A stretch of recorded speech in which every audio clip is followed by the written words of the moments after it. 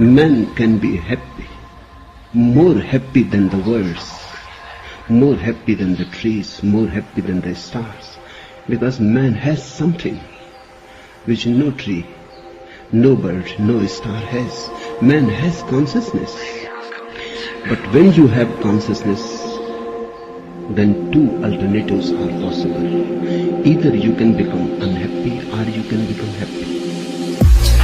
Then it is your own choice. Trees are simply happy because they cannot be unhappy. Their happiness is not their freedom.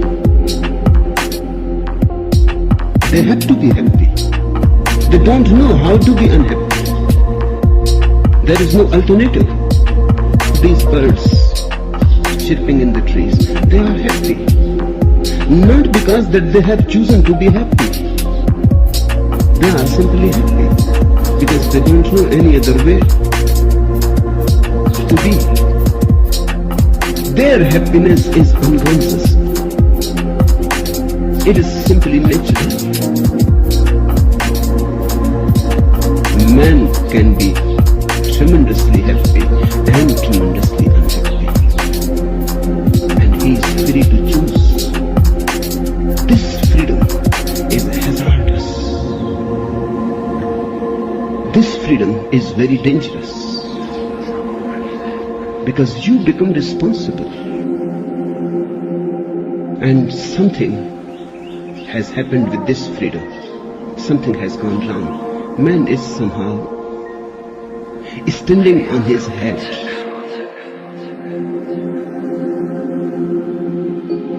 You have come seeking meditation to me. Meditation is needed only because you have not chosen to be happy. If you have chosen to be happy, there is no need for any meditation. Meditation is medicinal. If you are ill, then the medicine is needed.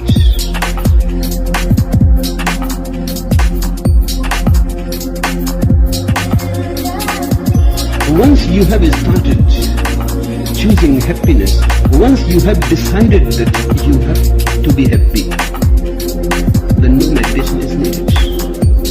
Then meditation starts happening on its own power. Meditation is a function of being happy. Meditation follows a happy man like a shadow.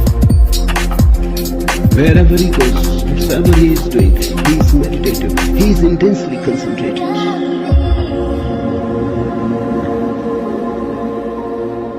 The word meditation and the word medicine come from the same root. That is very significant.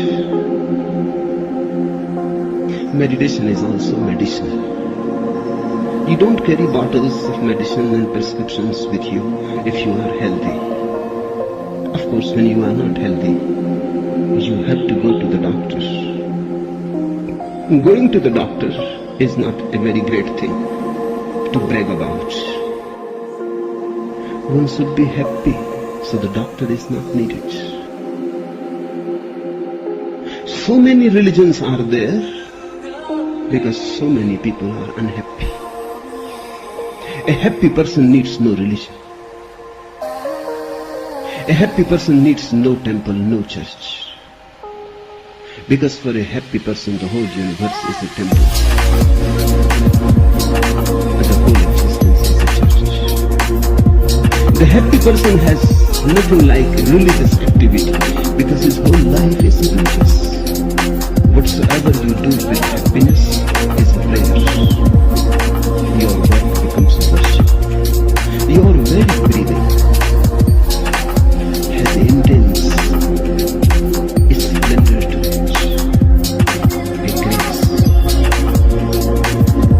A happy man simply comes to see God is everywhere. You need happy eyes to see. If you want to be happy, then start choosing on your own. There are many times you will have to be disobedient, be. There are many times you will have to be rebellious, be. Be an individual if you want to be happy.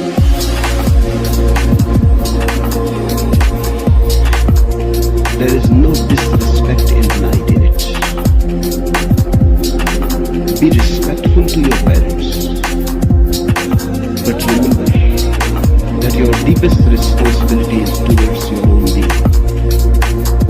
Everybody is dragged and manipulated, so nobody knows what is one's destiny. What really you always wanted to do, you forgot. And how you can be happy. Somebody who could have been a poet is just a money lender. Somebody who could have been a painter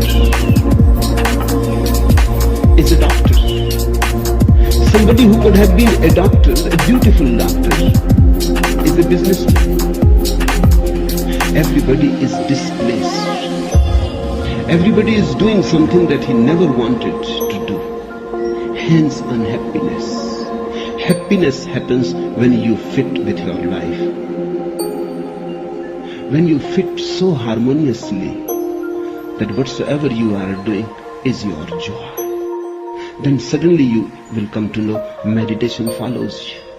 A real person takes the courage to move with things that make him happy. If he remains poor, he remains poor. He has no complaint about it. He has no grudge. He says, I have chosen my way.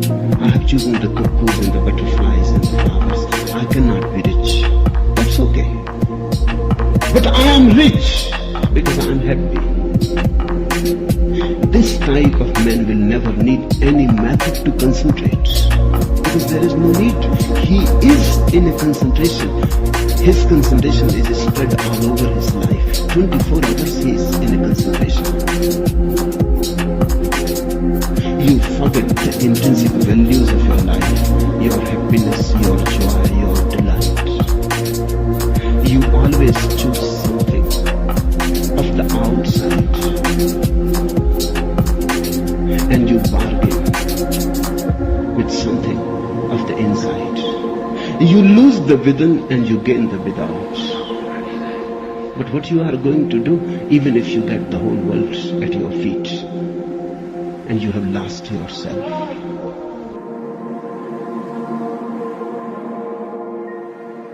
Even if you have conquered all the riches of the world and you have lost your own inner treasure, what you are going to do with it? This is the misery. If you can learn one thing with me, then that one thing is to be alert, aware about your own inner motives, about your own inner destiny. Never lose sight of it, otherwise you will be unhappy. And when you are unhappy, then people say meditate and you will become happy. They say concentrate and you will become happy. Pray and you will become happy. Go to the temple, be religious, be a Christian or a Hindu and you will be happy. This is all nonsense. Be happy and meditation will follow. Be happy and religion will follow. Happiness is a basic condition. With me, happiness comes first. Joy comes first. A celebrating attitude comes first. A life-affirming philosophy comes first. Enjoy. If you cannot enjoy your work, change. Don't wait. One simply waits and wastes one's life. For whom? For what you are waiting? If you see the point that you are miserable in a certain pattern of life, then all the old traditions say, you are wrong. I would like to say the pattern is wrong and try to understand the difference of emphasis. You are not wrong. Just your pattern, the way you have learned to live is wrong. The motivations that you have learned and accepted as yours are not yours. They don't fulfill your destiny. They go against your brain. They go against your element. Nobody else can decide for you. All their commandments, all their orders, all their moralities are just to kill you. You have to decide for yourself. You have to take your life in your own hands. Otherwise, life goes on knocking at your door and you are never there. You are always somewhere else.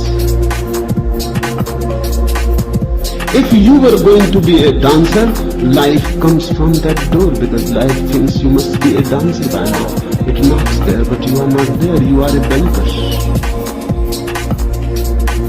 And how life is expected to know that you will be a banker. God comes to you the way He wanted you to be. He knows only that address. But you are never found. You are somewhere else, hiding in somebody else's mask, in somebody else's garb, under somebody else's name. How you expect God to find you? He goes on searching for you. He knows your name, but you have forgotten that name. He knows your address, but you never looked at that address. You allowed the world to distract you. God can find you only in one way, and that is your inner flowering, as He wanted you to be.